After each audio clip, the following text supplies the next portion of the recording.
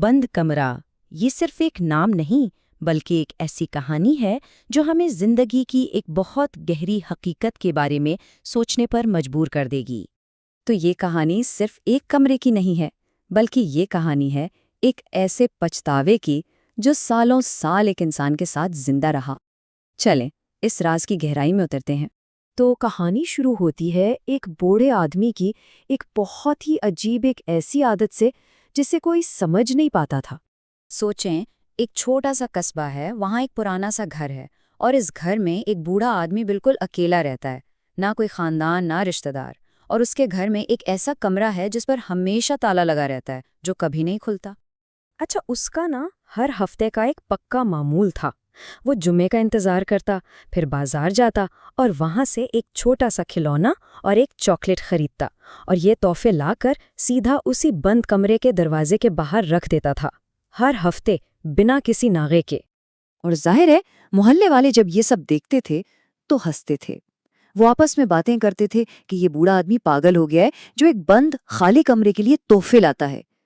کسی کو اس کے اس عجیب کام کے پیچھے چھپا ہوا درد نظر ہی نہیں آتا تھا۔ لیکن پھر ایک دن کچھ ایسا ہوا جس نے اس بند دروازے کے پیچھے چھپے سالوں پرانے راز سے پردہ اٹھا دیا۔ ہوا یہ کہ ایک رات اس بوڑھے آدمی کا انتقال ہو گیا۔ اس کی موت نے پڑوسیوں کو وہ موقع دے دیا جس کا انہیں شاید ہمیشہ سے انتظار تھا کہ آخر اس بند کمرے کا راز ہے کیا۔ اب پڑوسیوں کا تجسس تو جیسے قابو سے باہر ہو گیا تھا۔ سب نے مل کر فیصلہ کیا کہ آج اس دروازے کو کھول کر ہی دم لیں گے۔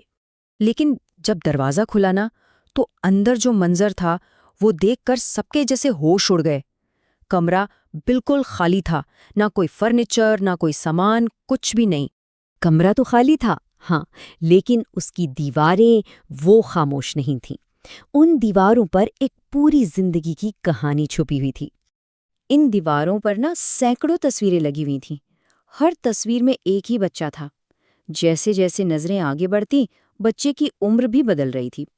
ایک تصویر میں وہ اسکول یونیفارم میں تھا، بڑا معصوم سا، اگلی میں وہ زخمی تھا، ایک اور میں رو رہا تھا، اور پھر آخری تصویر جس میں وہی بچہ سڑک پر خون میں لت پت پڑا۔ اور اس پوری کہانی کا سب سے دردناک حصہ، سب سے بڑا راز اب سامنے آنے والا تھا، ایک خط کی شکل میں۔ انہی تصویروں کے ٹھیک نیچے دیوار کے ساتھ ایک خط ملا۔ یہ خط اسی بوڑھے آدمی نے لکھا تھا، اور وہ بچہ وہ کوئی اور نہیں، اسی کا بیٹا تھا۔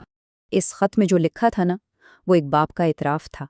اس نے لکھا، جب میرا بیٹا چھوٹا تھا میں نے کہا میرے پاس وقت نہیں ہے، جب وہ بڑا ہوا میں نے کہا چلو بعد میں دیکھوں گا، اور جب وہ مر گیا تب جا کر مجھے وقت ملا۔ یہ ایک باپ کا اپنی زندگی کی سب سے بڑی غلطی کا اعتراف تھا۔ اور پھر اس خط کی آخری لائن جو سب سے زیادہ دل دہلا دینے والی تھی وہ یہ تھی، یہ کمرہ میں نے اس کے لیے نہیں، اپنی سزا کے لیے بند رکھا تھا۔ یعنی وہ کمرہ اس کے بیٹے کی یاد نہیں بلکہ اس کی اپنی قید، اس کے عمر بھر کے پچھتاوے کی نشانی تھا۔ سب لوگ گہری خاموشی میں یہ سب پڑھ رہے تھے، یہ سب سمجھ رہے تھے کہ اسی وقت دروازے کے باہر رکھا وہ کھلونا نیچے گرا اور ٹوٹ گیا، بالکل اسی زندگی کی طرح جو وقت نہ ملنے کی وجہ سے ٹوٹ کر بکھر گئی تھی۔